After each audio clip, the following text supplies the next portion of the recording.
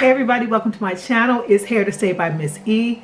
Welcome back to my subscribers and welcome to my new subscribers and to my new viewers.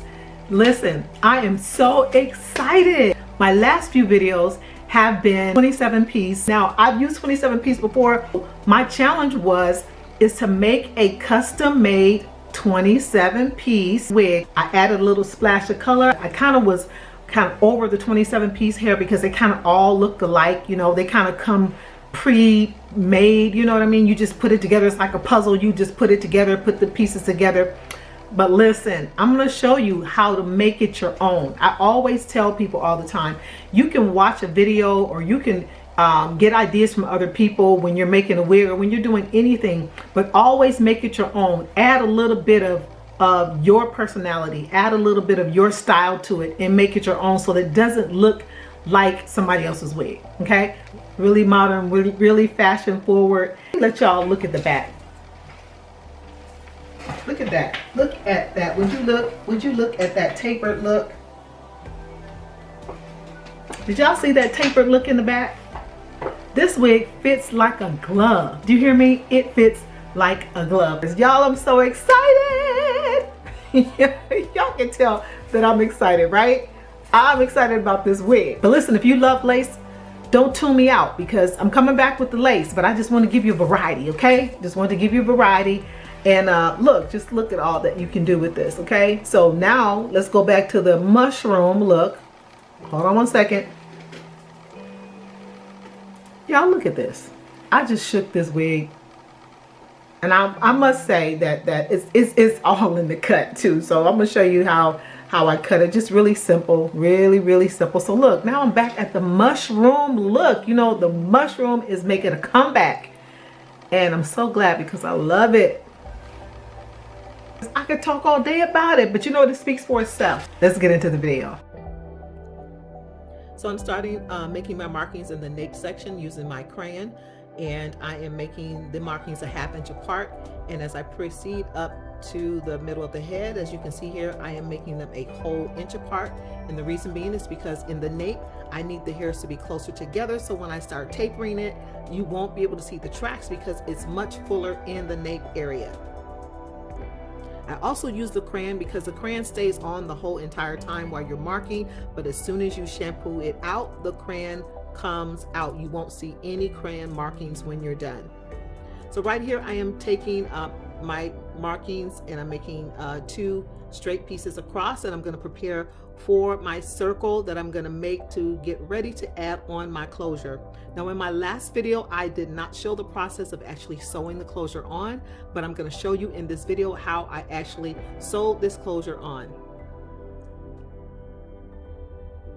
And if you're familiar with my channel, you will know that I never use closures that come with the 27piece hair. So this is my first or either my second time ever using the closures that come with the 27piece hair. The reason being is because these pre-made closures are sewn on very flat, and I really like to have a lot of volume in the top. I want that versatility that if I want to spike the hair, it will stand up straight. And so with these pre-made closures, it's really difficult to get that effect. So I personally don't use these closures, but I wanted to do it so I can just give you guys a variety and give you some options on what type of closures to use. But I must say I was really pleased with the results of this wig.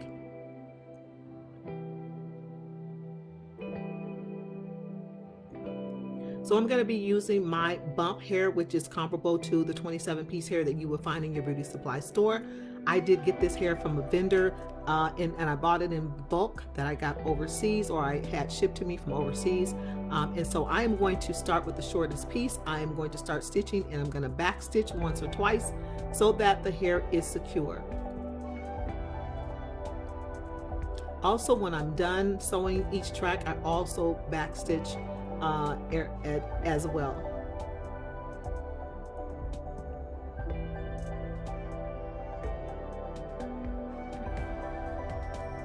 So this is what it should look like when you have doubled the hair, doubled the tracks.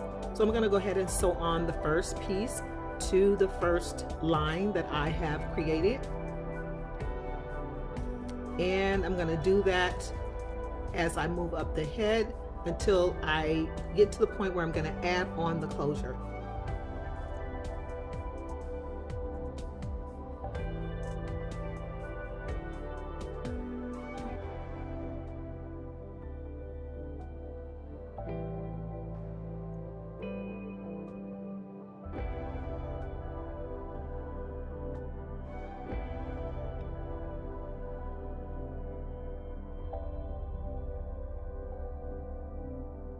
And if you have not already, please go ahead and hit that subscribe button, hit that notification bell, hit that like button, of course, and so you'll be notified. You want to be also notified when my other videos are coming up, and leave a comment or a question in the comment section below.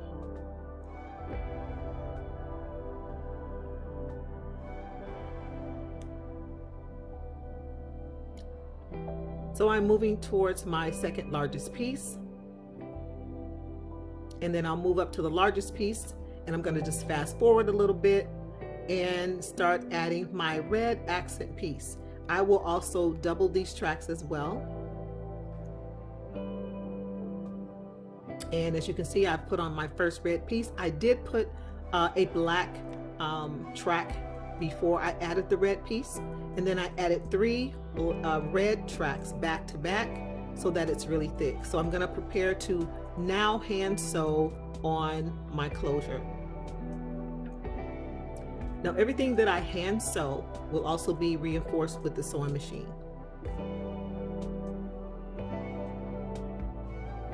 So once you get this closure on, you can sew it, keep sewing the tracks around in the circle to close it in, or you can do this U part in the back and then do a U part in the front so that the front and the back meets. I hope this makes sense, but you just want to enclose that closure with adding hair around it. So I'm using my curved needle to go ahead and sew this on by hand, but as I said before, I always reinforce whatever I sew on with my hand with the sewing machine. And the reason being is because I want my wigs to last shampoo after shampoo. I want my clients to be able to shampoo their hair without it falling apart. And the only way that I will feel comfortable with that happening, or that I will feel comfortable that it's secure, is to reinforce everything with the sewing machine. So after I sew this closure by hand, I will go on top of it with the sewing machine. I am sewing sideways because that is actually pretty much the best way to do this. And I don't know if you can see this, but this closure is attached to a netting. So I am sewing the netting onto my cap that is attached to the closure.